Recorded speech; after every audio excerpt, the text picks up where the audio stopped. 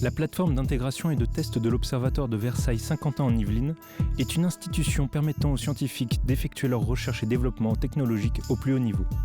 La PIT met son savoir-faire au service du développement d'instruments d'observation du fond des océans jusqu'à l'espace par la mise à disposition de moyens mutualisés. Notre travail, c'est de fournir à la communauté scientifique des moyens de faire leurs tests ou leurs intégrations.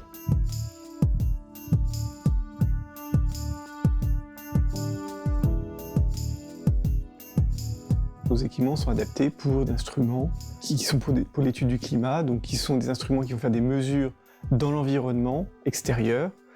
Ça peut être de la température, la pression, les nuages, l'humidité, ce genre de choses.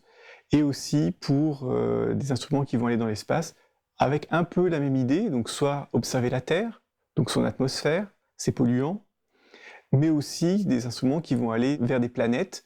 Et ces planètes-là aussi, on va regarder qu'est-ce qui la compose, qu'est-ce qu'il y a dans l'atmosphère, comment elle est éclairée par le soleil, ce genre de choses.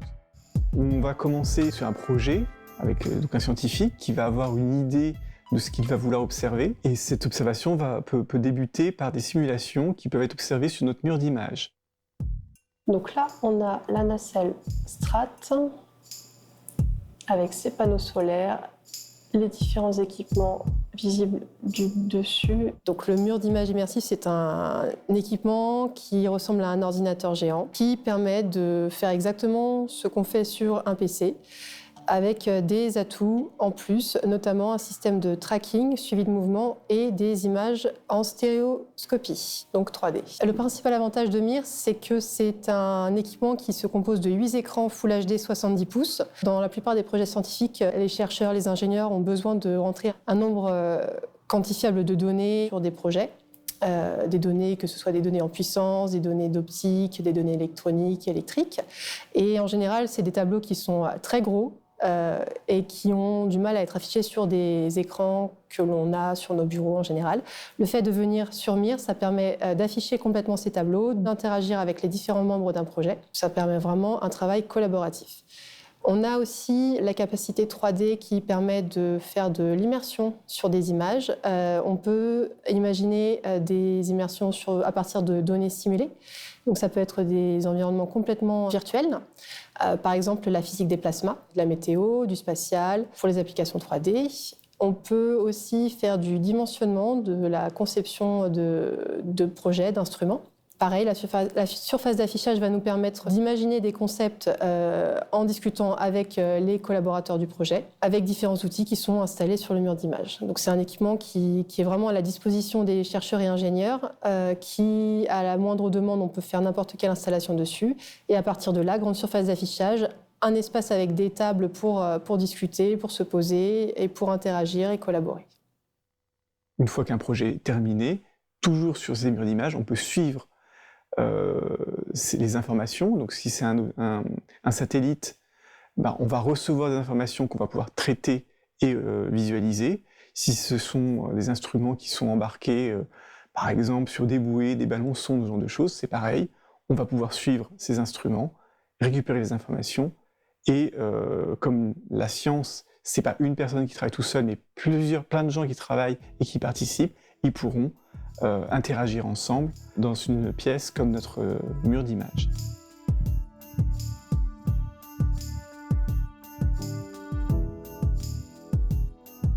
De la vérification des cartes électroniques jusqu'à l'assemblage des instruments sur les nacelles, Stratéol 2 fait partie des projets passant une grande partie de leur vie dans les halles de la PIT en attendant leur envol. Alors Stratéol, là sur le coup, je suis quand même bien impliqué puisque je suis ingénieur intégration et je prends aussi une certaine part sur ce qui est la mécanique, adaptation mécanique de pièces, conception de pièces, voire usinage de pièces, ce que j'appelle de l'adaptation mécanique. Donc je fais les intégrations et je participe aux missions d'envol.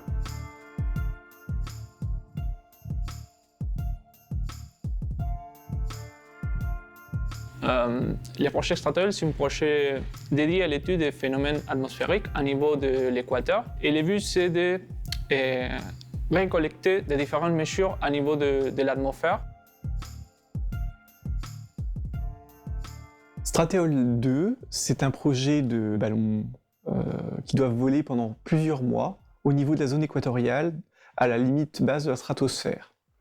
C'est une zone qui est assez peu étudiée, tout simplement parce que lorsqu'on est au sol, on a une zone, c'est masqué par les nuages, et lorsqu'on est avec un satellite, il y a aussi des nuages au-dessus, qui fait qu'on a toujours un moment donné où on n'a pas toutes les informations, on n'arrive pas à voir cette zone-là, d'où l'intérêt de ballons. Et donc Stratéole 2, sur ces ballons, il y a des nacelles qui sont donc assemblées à la pite. Ces nacelles embarquent plusieurs types d'instruments fabriqués par différents labos, chacun ayant sa spécialité. Et voilà, on a ici à côté la nacelle Zephyr, la nacelle scientifique qui est la responsable d'accueillir les instruments scientifiques et d'envoyer toute l'information au sol pour pouvoir être traité après.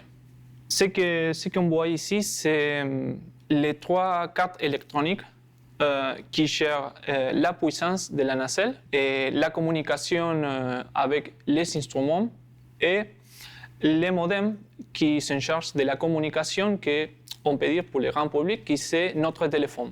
Nous offrons le support pour intégrer, donc assembler des instruments de mesure. Donc on a soit des halles instrumentales pour faire des chaînes d'intégration, surtout s'il y a plusieurs instruments identiques à assembler, on va faire à la chaîne, d'abord une structure mécanique, puis amener petit à petit les éléments essentiels pour fabriquer un instrument. L'alimentation, la batterie, puis la localisation, le système de communication, les instruments scientifiques qui vont faire des mesures physiques, quelles qu'elles soient. Ces différentes étapes d'assemblage sont minutieusement vérifiées, la moindre incertitude pouvant provoquer des dysfonctionnements de l'instrument, comme par exemple un défaut de batterie ou de communication faussant les observations scientifiques. Je prends souvent cette idée quand je fais visiter la pite aux primaires. C'est un peu comme des Lego. On prend des pièces, on les assemble pour faire un produit fini, que ce soit, je sais pas, une fusée, une voiture, voilà. Nous, on va prendre des pièces individuelles et on va les assembler pour faire une structure et on va y intégrer par la suite les instruments scientifiques que nous auront confiés les équipes scientifiques qui veulent faire les mesures.